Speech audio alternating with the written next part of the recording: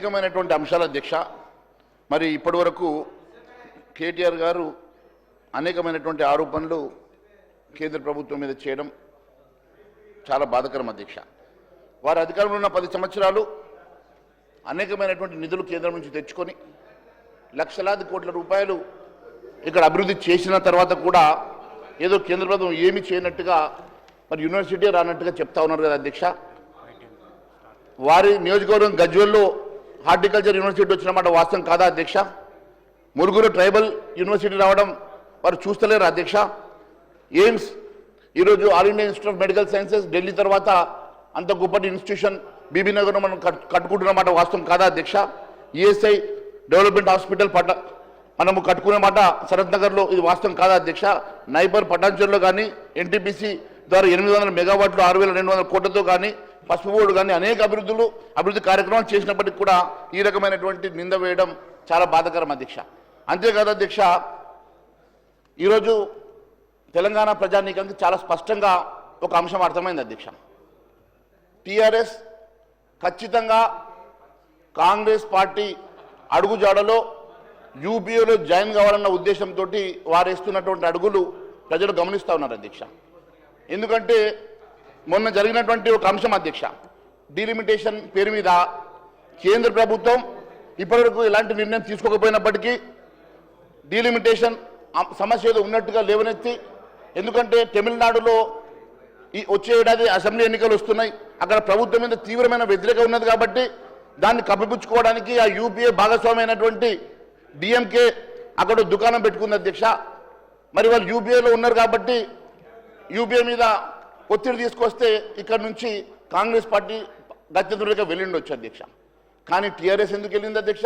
యూపీఏలో భాగస్వామి కాదు కదా అధ్యక్ష.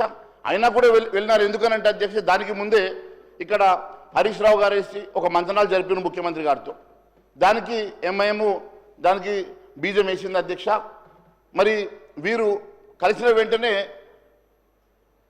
వర్కింగ్ ప్రెసిడెంట్ కేటీఆర్ గారు మాజీ మంత్రి వర్యులు మరి అక్కడికి వెళ్ళారు అధ్యక్ష, మద్రాసు వెళ్ళారు అధ్యక్ష. వారు మద్రాసులో కలిసి వారు మీటింగ్ ఏర్పాటు చేసేసుకొని మంతనాలు చేసుకున్న తర్వాత వారి యాటిట్యూడ్లో ఎంత మార్పు వచ్చిందో మనం గమనిస్తూ ఉన్నాం అధ్యక్ష. ఎందుకంటే ఈ మూడు పార్టీలు కూడా కుటుంబ పార్టీలు అధ్యక్ష. అది అక్కడ డిఎంకే కానివ్వండి, ఇక్కడ కాంగ్రెస్ పార్టీ కానివ్వండి, ఇక్కడ మరి టీఆర్ఎస్ కానివ్వండి, వీళ్ళంతా కూడా బేసికల్లీ భారతీయ జనతా పార్టీకి వ్యతిరేకమైనటువంటి పార్టీలు కాబట్టి భారతీయ జనతా పార్టీ ఇక్కడ అభివృద్ధి జరుగుతూ ఉంటే, పార్టీ ఎదుగుతూ ఉంటే అడ్డుకునే ప్రయత్నంలో ఒక దుకాణాన్ని వేసుకొని ఈరోజు డీలిమిటేషన్ పేరు మీద వీళ్ళందరూ కలిసి ఒక మరి ప్యానెల్ ఏర్పాటు చేసుకునే ప్రయత్నం చేస్తూ ఉన్నారు. దాన్ని ప్రజలు కూడా గమనిస్తూ ఉన్నారన్న సంగతి నేను తెలియజేస్తా ఉన్నాను అధ్యక్ష. ఒక ఎజెండా పెట్టుకొని మరి వీరందరూ కలిసి మరి భారతీయ జనతా పార్టీని అడ్డుకునే ప్రయత్నం చేసిన ప్రజలు ఇదన్నీ గమనిస్తూ ఉన్న సంగతి నేను తెలియజేసుకుంటూ మరి ఈరోజు మరి డీలిమిటేషన్ అంశంలోకి వస్తా ఉన్నాను అధ్యక్ష.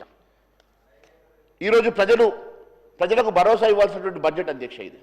మరి ఈ బడ్జెట్ని పాలకులే భయపడుతున్నటువంటి పరిస్థితి కనబడతా ఉన్నది అధ్యక్ష. ఎందుకంటే బడ్జెట్ అంటే ప్రజా సమస్యలను పరిష్కరించి భరోసా కల్పించాల్సినటువంటి ఒక ఆర్థిక హామీ పత్రం అధ్యక్ష.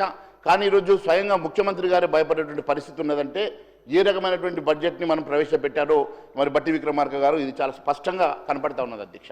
ఎందుకంటే ఒకసారి మీరు చూసినట్టయితే అధ్యక్ష, రాష్ట్రం అప్పుల్లో కూరుకుపోయింది, ఉద్యోగుల వేతనాలు కూడా అప్పులు చేయాల్సి వస్తుంది, కొత్త అప్పులు పుట్టడం లేదు, కొత్త అప్పులు పుట్టడం చాలా కష్టంగా ఉన్నది.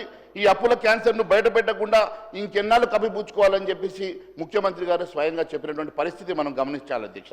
ఎందుకంటే అధ్యక్ష, రాష్ట్ర ఆర్థిక పరిస్థితి ముఖ్యమంత్రి గారిని భయపెడుతున్నట్టు చాలా స్పష్టమవుతుంది అధ్యక్ష. మరి రాష్ట్ర ఆర్థిక పరిస్థితిపై మాట్లాడినటువంటి తీరును బట్టి చూస్తే